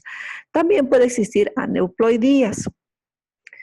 Cuando el número de cromosomas no sea 46 ni múltiplo de 23. Por ejemplo, las trisomías, 3 cromosomas de un tipo, dando origen a 47 cromosomas, o las monosomías, que es un cromosoma de un tipo, dando origen a 45 cromosomas, ¿no? La trisomía más común, 21, seguida por la 18, seguida por la 13, y la monosomía más común es la monosomía del cromosoma X, el síndrome de Turner. Después, el resto de las monosomías terminan, como les dije, en aborto. Aquí está una ilustración de cómo suceden estos problemas y estas aberraciones genéticas. O sea, está ahí muy gráfico cómo en la división pues ya se sabe que existe un error. 1.7% de las concepciones son embriones poliploides, pero todos acaban en aborto espontáneo, ¿ya? Aquí las mujeres se embarazan, no saben que están embarazadas y eso termina en el mes constituyéndose en un periodo un poco más intenso, tal vez con coágulos, pero no nos damos cuenta, ¿ya? Y la trisomía es la aneuploidía más frecuente. Aquí, ¿dónde ocurren estos procesos? ¿No? Aquí más o menos nos está diciendo. Si estamos hablando de la no separación en la meiosis 2, pues vamos a tener esto, ¿no? De estos 46, en vez de dividirse entre 23 cada uno, uno agarra 24, el otro agarra 22, por lo tanto, estos se van a dividir en 22 y 22, y este 24, 24. Aquí ya tengo un error. O pueden ocurrir en las meiosis 2, al final de la separación, ¿no es cierto? En la segunda separación. Este es en la meiosis 1, perdón, y este es en la meiosis 2. Pueden ocurrir en ambos casos o inclusive ocurrir en la mitosis, ¿ya? Estas anormalidades tienen cuadros clínicos muy particulares, ¿no? Estas malformaciones que pueden ser muy grandes porque ya saben que estamos atacando a todo el organismo, lo hemos visto, síndrome de Down, Edwards y Pathaus, y las condiciones de mosarcismos que ya también hemos descrito. Esto ya lo han visto. Ahí está, característico de síndrome de Down, una macroglosia, una displasia de los pabellones auriculares, una frente amplia. Si se fijan, la parte de atrás del cuello y de la nuca es largo. Estos pliegues oculares, el pliegue de la oreja, también aquí no tienen ese pliegue de la mano como nosotros lo tenemos, tienen un pliegue único en la mano. También eso es característico del síndrome de Down. Aquí está. Y así es como se ven los cromosomas, no se ven con colorcitos tan bonitos como hemos visto nosotros. Ya, aquí también la mayoría de estas monosomías autosómicas pueden producir lo que nosotros llamamos en medicina las molas, ¿no? Las molas, que son anormalidades, son abortos que ocurren. Y tenemos, cuando son en el cromosoma sexual, tenemos el síndrome de Klinefelter, el síndrome de Turner, el de la doble Y, el supermacho, ¿no? Y el de la triple X, la famosa superhembra. También tenemos alteraciones estructurales, ¿no? Es una reordenación sobre los cromosomas. Pueden ser equilibradas y desequilibradas. ¿Qué quiere decir equilibradas? Que si bien ha habido este error, hay otro error que va a equilibrarlo. Es decir, si tengo pérdida de algo, sí, pero en el otro lado yo he ganado ese otro algo, ¿no? Entonces, puede ser que no haya pérdida ni ganancia de material genético, simplemente ha habido una inversión del cromosoma, normalmente pasan en esos, ahí está el gen presente, solamente que no está en la ubicación que debería estar. Hay algunas que no hay cambio de fenotipo, o sea, se ven iguales, se sienten iguales y no van a manifestar ninguna manifestación clínica. Pero sí, si estos organismos se reproducen, van a dar origen a gametos desequilibrados que obviamente van a dar anormalidades desequilibradas. Generalmente son las inversiones y las translocaciones que las vamos a ver dentro de un momento. Y las desequilibradas, donde ya hay pérdida o ganancia de material, hay duplicaciones y deleciones, ¿ya? No está muy bien esto de acá. ¿Pero qué es la deleción? Delete, tienen ustedes en su teclado. Delete, ¿qué es? Eliminar. Una porción se elimina. Esto ocurre durante el crossing over, ¿no es cierto? Entonces, por algún motivo, este pedazo que debería pasar e intercambiarse, no se intercambia y se une con el pedazo de abajo. Como esto normalmente pasa cuando hago una trisomía. ¿Qué es lo que pasa? Que en realidad no existe el crossing over y el pedazo se sale formando un cromosoma extra. Así ocurre en algunas de las trisomías. De las trisomías 21 también. Después puede existir duplicación. Es decir, en el crossing over, este tenía que pasar al cromosoma y compartirse con el otro, pero en lugar de que ocurra una de las cromátides absorbió los dos pedazos. Entonces, ¿qué pasó? Se duplicó, ¿no? Inversiones. Este tenía que pasar así de cabecita, tal cual al otro lado, pero se dio la vuelta. Por eso les dije, a veces se dan la vuelta. Entonces, cuando se dio la vuelta, hay una inversión. Inserciones no es lo mismo que las duplicaciones, sino que este pedazo del cromosoma 5 saltó al cromosoma 7, por ejemplo, ¿no? Entonces tengo un pedazo de un cromosoma con otro cromosoma que se unió y se insertó en otro cromosoma. Y la traslocación es que del cromosoma 5 salta al 17 y el pedazo del 17 salta al 5. Entonces se están traslocando uno con el otro, se están uniendo. En cambio, en la inserción solamente un pedazo de un cromosoma salta al otro, pero el que se quedó terminó con una deleción, ¿ya?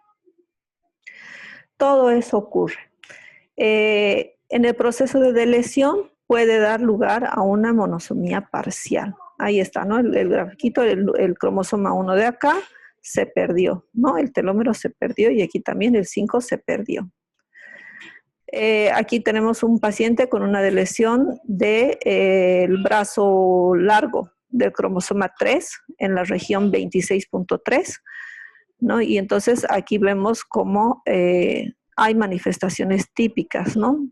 Típicas de separación de los ojos, ptosis palpebral, ¿no? Los ojitos están medio caíditos, epicanto inverso, este de acá que pareciera que los ojitos estuvieran dados la vuelta.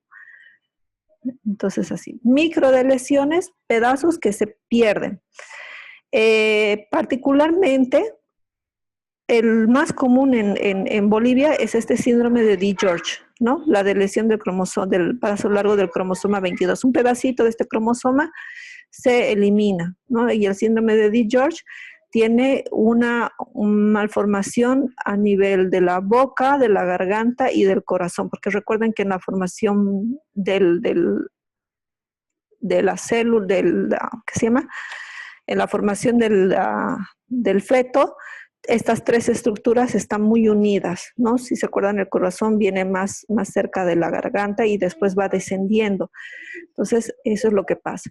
Y otro que es bastante común es el síndrome de maullido del gato, más relacionado con la parte de Europa. Pero también podríamos tener del brazo corto del cromosoma 3, que tiene problemas con el retinoblastoma, que ya habíamos dicho que es parte de la reproducción celular. La duplicación, aquí lo que les decía, ¿no? En vez de que se entrecrucen este 5 vaya a este otro lado, se duplica. Las inversiones, ahí está gráficamente qué es lo que está pasando, se cambia el sentido, y las traslocaciones, que pueden ser recíprocas o no. ¿Qué es lo que pasa? Aquí están los dos cromosomas, 1 y 1', 2 y 2', entonces ambos se unen de tal manera que sale un prima con un 2, formando un cromosoma en forma de cruz, y esto se puede observar así en la fotografía, una cruz. Las traslocaciones son las que van a dar por lo general estos síndromes, ¿no? Pseudo, los voy a poner así, pseudo trisomía 21, ¿no? Entonces puede ser que parezca una trisomía, parezca una deleción, pero en realidad lo que ocurrió es una traslocación. Y esta traslocación robertsoniana, que es una traslocación un poco común, ¿no? Poco común cuando existe la traslocación de ambos cromosomas. Luego tenemos los cromosomas dicéntricos, ¿no? ¿Qué es lo que pasa? Normalmente teníamos los cromosomas 3 y 14 que son acrocéntricos, que no tienen brazo corto, por lo tanto se unen a nivel del centrómero y forman un supercromosoma con dos centros, ¿ah? Un cromosoma dicéntrico. El cromosoma en anillo es súper, pero súper, súper, hiper raro. Ocurre normalmente cuando tenemos una bacteria o un virus que se ha introducido en el cromosoma. Por ejemplo, el virus de papiloma humano hace esto. Se introduce, ¿no? Y en el momento de hacer la reproducción, como es un cromosoma pegajoso, como se pega a todo lado, entonces puede llegar a formar estos cromosomas en forma de anillo. Obviamente la célula no progresa porque esto no le sirve para nada y fallece. Pero es importante porque los virus utilizan ese mecanismo para producir sus cromosomas en forma de anillo. Y los famosos isocromosomas, que como lo están viendo acá, Lucía, si nos da tiempo, les explico ya. Ya vamos a terminar. Después tenemos que ver otra cosa más, otra actividad, pero no sé si nos da tiempo. Los isocromosomas, como su nombre los dice, iso quiere decir igual. Y en este caso son iguales patitas, ¿no? Entonces, esas patitas que estamos viendo, en vez de que vayan a formar parte del cromosoma, se quedan y se unen formando dos cromosomas que son la mitad de uno y al final nada, digamos. Es bastante raro, normalmente también terminan en unos abortos espontáneos y pues no progresa. Vamos entonces al siguiente. Las anomalías autosómicas, cromosómicas autosómicas estructurales, por lo tanto, son aquellas que se realizan en cromosomas no sexuales, ¿no? Las más comunes son las de lesiones. Por ejemplo, el síndrome de maullido de gato. Una variación del síndrome del maullido del gato es lo que tú dices, Lucía, que es el síndrome de Lejeune. Ya es una forma, es una manifestación del síndrome del maullido del gato, que es también una deleción del brazo corto del cromosoma 5. Pero ¿qué pasa en esta deleción del brazo corto del cromosoma 5? Este pedazo del cromosoma 5 salta a otro cromosoma, formando una traslocación. Luego tenemos el síndrome de Prader-Willi,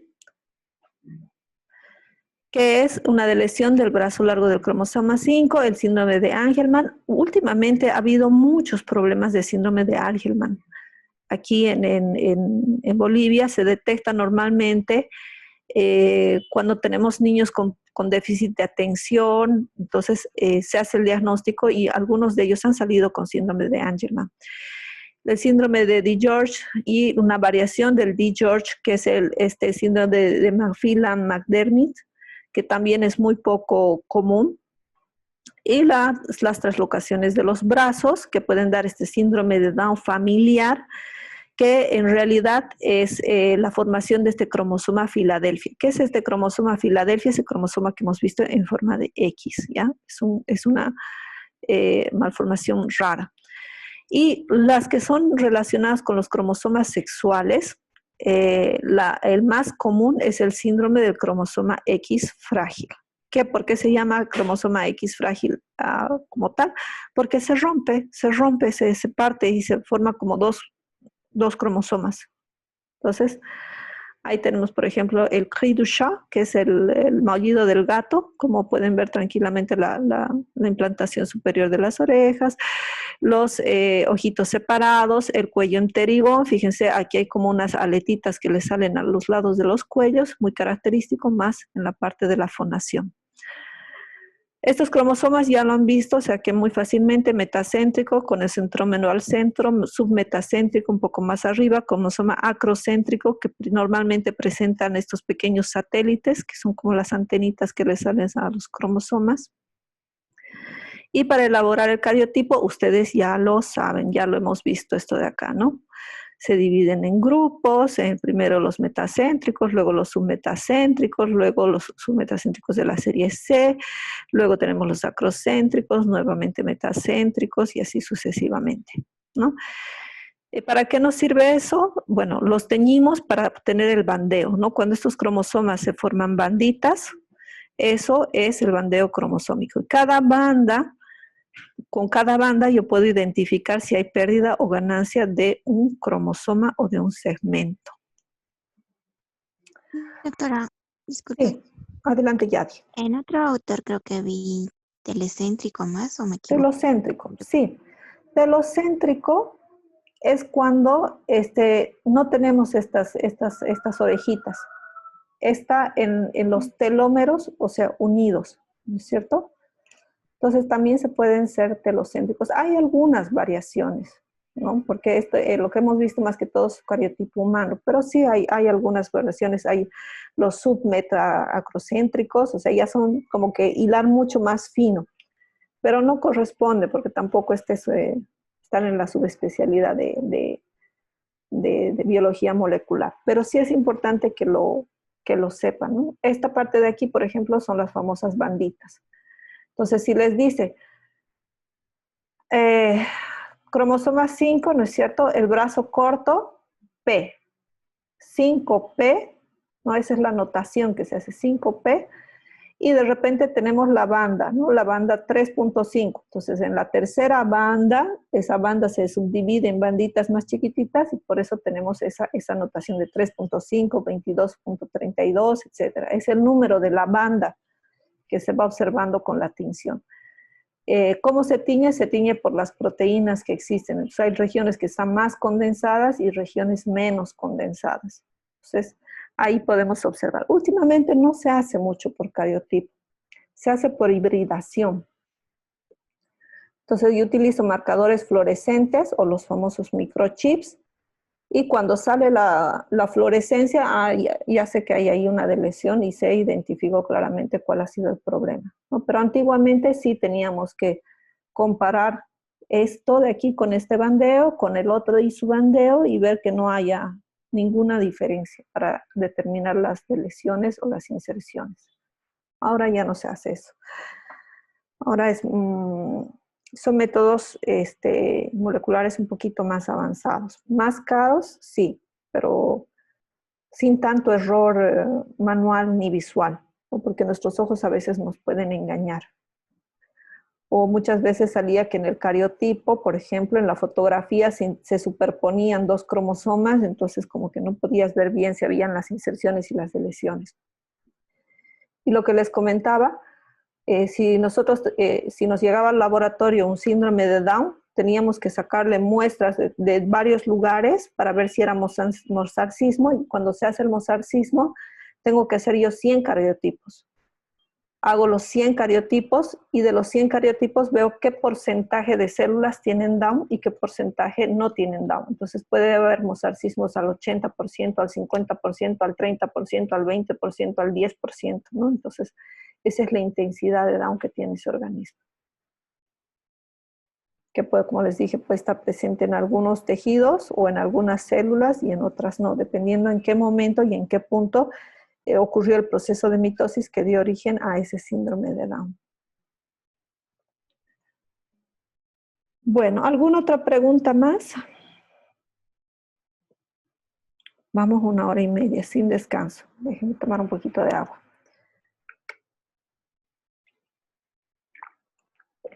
Bueno, ¿qué tenemos entonces? Vamos a ver un poquito, me interesa ver su nota, porque ya estamos en la semana previa del cierre del hito y tenemos que hacer el último, el trabajo final, ¿ya? Entonces, para que no nos compliquemos en el trabajo final, y tiene que ser un trabajo de investigación, van a hacer lo siguiente, por grupos, ¿ya? Por grupos organizados, van a buscar 2 estudios de caso, o sea, se van a entrar aquí al Google académico, y van a buscar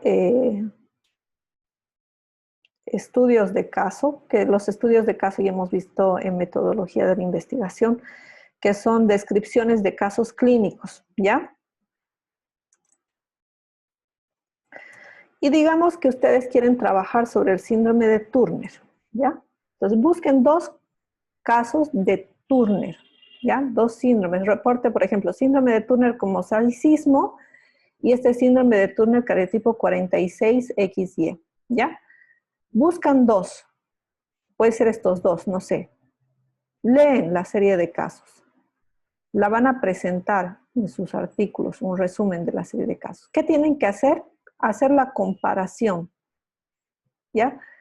¿Qué de diferente tenía este caso con el otro caso? Nada más. Tienen que hacer una comparación de esos dos. ¿Qué características tienen en común y qué características no tuvieron en común? Porque las manifestaciones clínicas son diferentes.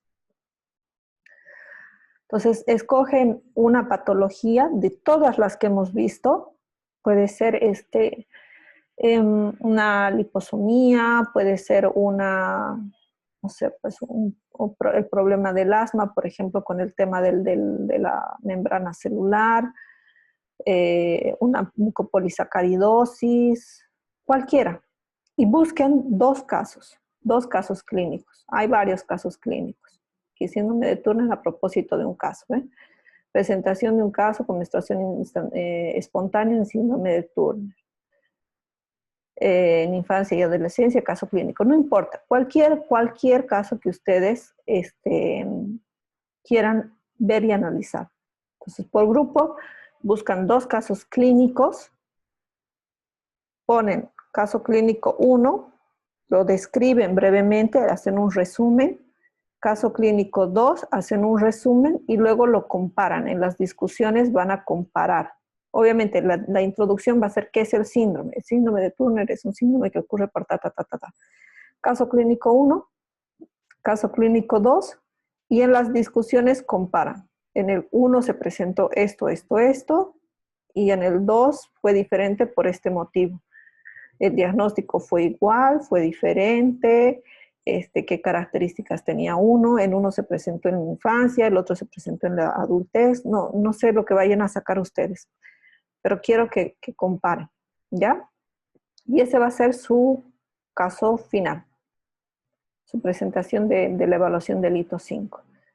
El escrito y la defensa va a ser el puntaje que falta, ¿no? Que también son 15 puntos y 10 puntos. Entonces, uno va a ser 10 puntos la presentación del escrito y sobre 15 puntos la presentación del oral.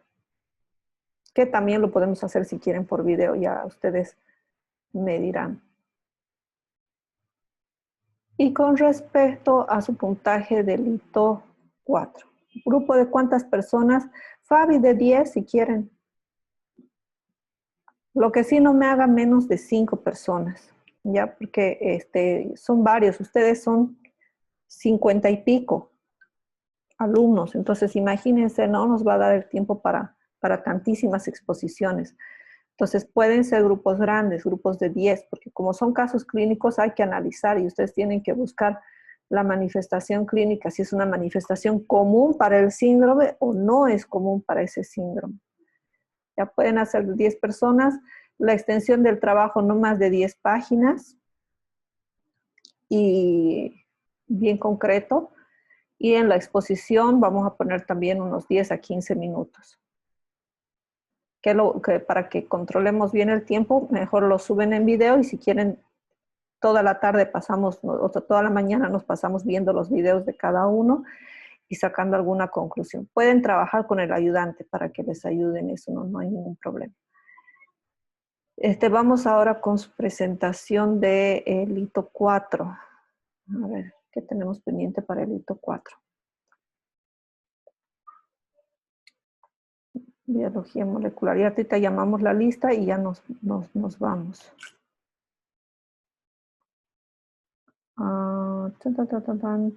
¿Hasta cuándo? ¿Grupo de cuántas personas? ¿Y hasta cuándo? ¿Hasta cuándo? Vayan presentándolo. Ya podemos la próxima semana hacer correcciones. ¿Ya? Si necesitan, la próxima semana empezamos a hacer las correcciones de sus trabajos. Me pueden ir mostrando uno y ya podemos ir corrigiendo uno para que sirva de ejemplo para todos. Bueno, tenemos el repaso del avance del hito 3, que lo hemos hecho por el Kahoot. Todavía no he puesto los últimos que han sido habilitados, así que voy a ponerlos dentro de un momento. Después tenemos del tema de cromatina y cromosomas. Ya lo hicimos también, ya está corregido, eso pueden verlo. Teníamos otro repaso del hito 3 que se hizo preguntas, creo. Bueno, luego tenemos cromatina, cromosomas, y eso sí ya lo hicieron. Hicieron el cariotipo y la identificación de la patología, que esto es lo último que nos falta realizar, ¿ya? Y su avance del hito 5, ¿ya? En el avance del hito 5, entonces, vayan poniéndome la patología que van a hacer, y si ya tienen los 2 casos clínicos, lo vamos a poner como foro. No sé si está como foro como allá. ¿Qué es lo que van a poner acá? El título de la patología que van a hacer, los integrantes y la dirección URL de los casos clínicos. ¿Ya? Entonces, aquí está el caso clínico, por ejemplo, caso clínico de Turner. Buscan aquí, o la cita bibliográfica también me pueden colocar. Entonces, dice, pues vamos a utilizar este y este otro, ¿ya? Para que yo ya sepa qué patología van a hacer, quiénes van a hacer y de dónde van a sacar. Entonces, ya de ahí, lo demás es fácil. Solo eso para presentar acá. ¿Qué más tenemos? Bueno, mientras voy viendo lo de la asistencia, hay un congreso, un simposio que está organizando la carrera de medicina, que empezó hoy día, y la verdad que todos deberíamos estar ahí, pero tenemos tanto avance que no hay manera de poder cortar. Todavía no hemos visto, la próxima semana tenemos que ver transcripción y traducción del DNA, o sea que nos va a tomar un tiempito más. Vamos a tratar de hacerlo lo más rápido y facilito posible para que tengan la base para el próximo semestre, porque el próximo semestre lo van a ver más a profundidad. Entonces, les voy a pasar la imagen por el chat, ¿ya? Los que quieran participar está abierto, pueden participar. No tienen ninguna obligación de hacerlo, pero si desean hacerlo, pues adelante. Y si obtienen, bueno, yo voy a estar mañana es miércoles, mañana voy a estar presentando el trabajo. Ya saben que siempre que las personas que entran ayúdense, que yo les ayudaré. Entonces, si ustedes entran y participan, siempre se les puede dar una manito para ayudar con algunas cosas, por ejemplo, con esto de la asistencia. Se les da plazo para que presenten tal vez algún trabajo que se les pasó por la hora, entonces se les aumenta el plazo, etc. ¿Ya? De esa manera yo les puedo colaborar. Ustedes se colaboran aprendiendo un poco más, y yo de premio por ese su esfuerzo también les doy la oportunidad. Bueno, vamos a la lista entonces. Vamos a dar las gracias a todos, a Emma, a Verónica, a Javier, a Doctora, una consulta. Sí, adelante. El hito 4 cierra con la investigación de los cariotipos, ¿cierto? Sí, con eso ya cerramos las actividades. Hay una más que me gustaría hacer, que se la puedo pasar al ayudante para que lo hagan con el ayudante. Es un ejercicio donde hay una foto de una serie de células, y ustedes tienen que identificar si están en metafase, en anafase, en telofase. Cuentan cuántas células hay en cada proceso, y a través de ese conteo ustedes pueden saber cuánto dura cada proceso celular, cuánto tiempo tarda. Es bonito la práctica. Se la voy a pasar al ayudante para que la haga. Y también el puntaje de ayudantía lo vamos a sumar, a adjuntar, digamos, a los 10 puntos del hito 5. Entonces, los que han estado participando, los que han leído, los que han enviado, tienen un cuestionario, creo que tenían que presentar sobre el video que han visto. Entonces, esa lista que me pase el ayudante con las evidencias, porque no solamente va a ser la lista, con las evidencias, entonces les va a ir sumando a su hito 5, a los 10 puntos del hito 5 que se califican en el hito 4. Bueno, vamos a seguir agradeciendo a Verónica, a Javier Augusto, a Edirgan, a Alexander Álvarez, a Jenny, Viviana, a Alexis, a Samadi. Muchas gracias por estar presentes. Stephanie Michelle, ¿está? No. Virginia Branquiño. Lucía sí está. Bueno, vamos a agradecer entonces también a Joana Esmeralda, a María Clara, gracias, Raiza, Jocelyn, a Mari Marlene, a Ellen, Laura, Eliseo, a Melian, que aunque llegó un poquito tarde, igual se incorporó, Jennifer, Erika, Vanessa, Cristian creo que no está, entonces ni modo, Ever, tampoco, gracias a Tainara, a Fabiana, por su asistencia también. Francisco, que llegaste un poquito tarde, Rolando Espejo, Jocelyn Fernández, ¿está? No, Catherine, Estrella, gracias, Grigot, si está, no marcó. Edilmo, Eddie, are you there? Acá, doctora. Estoy, doctora. Ok, entonces aquí. No, la de los cariotipos, Emma, no revisé a nadie todavía. Lo voy a revisar dentro de un momento. Yaruf, ¿está? Poliana. Los que me mandaron por WhatsApp también ya les fui revisando, les fui enviando los resultados. Lo hicieron excelente, lo hicieron bellísimo, vi unos trabajos muy lindos, mucha creatividad. Felicidades, chicos, a todos los que se dieron tiempo de hacerlo. Yo sé que toma tiempo, yo los he hecho los 8, porque para confeccionarlos y para revisarlos los tuve que hacer 2 veces, no una. Bueno, gracias a Christopher, a Adriana, a Cristiana, a Francivana, a Juan Carlos, Brenda, Maciel, William, Mariel, Juliana, Yadi, Lisbeth, Roberto. Estelina se encuentra, Estelina y Kesia.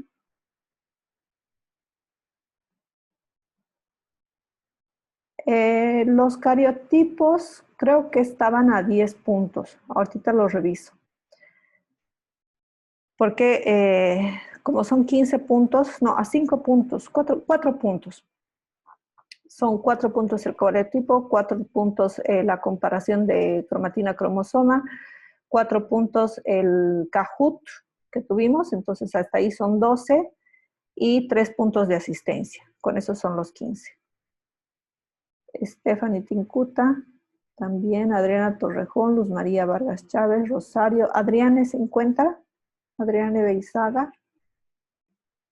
No. Ok, bueno, guardamos asistencia. Y con eso terminamos la clase. La próxima semana vemos entonces la parte de, hemos visto genómica, ¿no? Las cromosopotías y todo eso. Y la próxima clase vemos la parte de la genética, ¿no? Cómo se hace el proceso de transcripción, de traducción del DNA.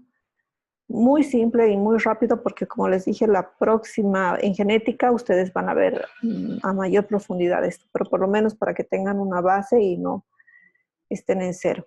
Y como les dije, les paso toda la información para el simposio que tenemos, para que puedan participar. En la tarde va a haber una charla de un argentino, creo que sobre neumología, que va a estar súper interesante, así que si tienen tiempo, pues pueden aprovechar.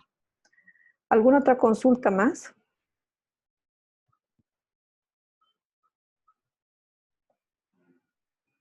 Doctora, y sobre el aspecto de los cariotipos. Ajá, dime. Ayer yo no pude subir todo en grupal, solo he subido la parte mía nomás porque era muy pesado, no me permitía, no sé por qué, pero mi compañera lo subió en global, ella lo ha logrado, pero yo lo he subido lo que me ha tocado, ¿no? O sea, 2 cariotipos hice porque nos faltaba integrantes en nuestro grupo y 2 personas hicimos a 2 cariotipos. Ya, voy a estar revisando los trabajos de cada uno. Yo sé que a veces el peso nos impide, había que comprimir, o sea, es un trabajito, yo sé que es un trabajo extra, porque encima que tienes que pelear porque todo el mundo envíe la figura y su parte, encima tienes que comprimir porque el archivo no entra, hay que pasar en PDF, entonces comprendo eso. Se puede editar, lo voy a habilitar hoy día más hasta el final. Les he pasado a algunos los que me han pedido compresores. Lo que yo les aconsejo, yo les voy a mostrar un ratito lo que yo les podría decir, es que su archivo lo pasen por 2 lugares. Si lo tienen en un Word, digamos Word a PDF, online, yo utilizo este de acá. Entonces colocan aquí el archivo y lo cambia a PDF, ¿ya? Si tienen gráficos, en el Word le dan clic al gráfico, clic derecho, y le ponen comprimir imágenes a resolución de pantalla. Eso también les va a hacer que la figura se reduzca, porque muchos tienen las cámaras con una resolución de 200 megapíxeles. Entonces, obviamente el archivo les va a salir enorme, pero no necesitamos que esté en esa cantidad inmensa de megabytes. Entonces, podemos comprimir el archivo. Y el otro que utilizo, pongo comprimir PDF sin perder resolución online. Entonces, también aquí tenemos algunos, no necesitan descargar ningún archivo ni nada. Entonces, pueden utilizar ese. Hay otros de compresión que no les quita la fidelidad. Se puede ver bastante bien sin que sea tan pesado. ¿Ya? Esos son dos que yo les puedo aconsejar que lo hagan. Entonces hay formas de comprimir y hay unos que tienen, inclusive pueden decidir hasta qué tamaño quieren que se reduzca el archivo. Entonces usen esas funciones. Yo ahora lo voy a habilitar para que hasta hoy día puedan hacer la edición. ¿Qué quiere decir eso? Que si ya lo subieron su trabajo, pueden subir una versión mejor, ¿no? La versión completa de su trabajo. Ya con esas dos excepciones. Y las personas que pues, tal vez pensaron que podía haber estado abierto hasta ahora, no lo lograron hacer. Fíjense, todavía tengo 46, me faltan 10 personas más. Entonces les voy a habilitar para que puedan reconfigurar eso. Hoy día estamos 20. Ay, Diosito, ¿por qué pasa tan rápido? Entonces lo vamos a habilitar para que la fecha límite sea hoy día hasta la medianoche, ¿ya? Pero no se dejen pasar de esa hora, por favor. Entonces, ya está. Vamos a revisar el cariotipo, sí, está correcto. Entonces, sí les va a salir enviado fuera del límite, pero van a poder enviar y van a poder modificar, ¿ya? Para que les quede bien. ¿Alguna otra consulta más?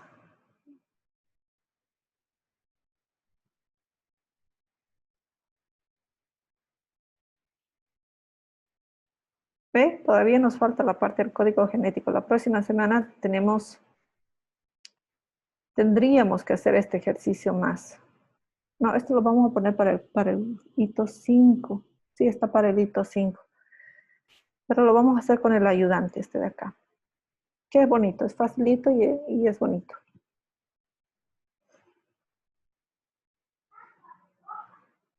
¿Qué más dice, doctora? En nuestro caso no todos hicieron el recorte, ¿eso afectaría? No, porque les dije que si bien van a enviar en grupo, cada cariotipo tiene que decir cariotipo 1, hecho por ejemplo, Caterine Flores. Síndrome de, no sé, síndrome de Down o niña. Está el recorte de su cariotipo y abajo está lo que les he pedido, las manifestaciones clínicas, ¿no? Macroglosia, hiperplasia de tal. Tratamiento sintomatológico con, por ejemplo, problemas cardíacos, diabetes, tienen muchos problemas de diabetes, entonces control de la diabetes, control cardíaco cada 6 meses, etcétera. Todo profiláctico porque no hay tratamiento para eso. Y luego la otra persona, cariotipo 2, por ejemplo, EMA. Milagros, ¿no? Que sacó. Entonces, si bien lo están haciendo en conjunto, la nota va a ser individual. Entonces, si su compañero del cariotipo 5 no presentó, mándenlo sin el cariotipo número 5. Porque eso ya es la responsabilidad de cada uno dentro del grupo. Y tienen que entender que trabajar en grupo es hacer lo que tienen que hacer. Mariel, claro, toditos lo recortaron y lo ordenaron. Y si no lo hicieron, no lo imprimieron y lo hicieron así, lo hicieron en computadora. No sé cómo lo hicieron. O sea, realmente, chicos, lo hicieron, y hubo trabajos que lo hicieron espectacular. Yo sé que hay graficadores, hay programas que te ayudan a recortar las cositas, algunos tienen mejores celulares, otros celulares no tan buenos, pero todos lo hicieron a la manera que pudieron. Si uno del grupo no hace afecta la nota de los otros, no afecta la nota de los otros. Pero sería ideal que como grupo ustedes hayan conseguido hacerlo el de todos. Entonces, utilicen el chat, ¿no? Fabi, por ahí hay otro grupo que tiene solo 3 integrantes y los 3 fueron comprometidos e hicieron los cromosomas que te faltan, entonces ponen, no, aquí alguien quiso el cromosoma, no, el cariotipo 1, a mi grupo fulanito no quiso hacer, entonces pónganlo también, o sea, les doy esa oportunidad más. Sería ideal que tengan los 8 cariotipos. Eso sería lo ideal para que comparen, porque si no, no se iban a dar cuenta ustedes la diferencia entre uno y otro y hubieran tomado cuidado con el tema de si era hombre o era mujer. ¿Ya? Ok. Gracias a ustedes, un abrazo grande, cuídense mucho. Sigan con las medidas de bioseguridad, por favor, no se emocionen. Si bien tenemos pocos casos, no quiere decir que haya desaparecido la pandemia. Cuídense y eleven su sistema inmunológico, que es su mejor barrera. Bueno, muchas gracias a todos y nos vemos la siguiente semana.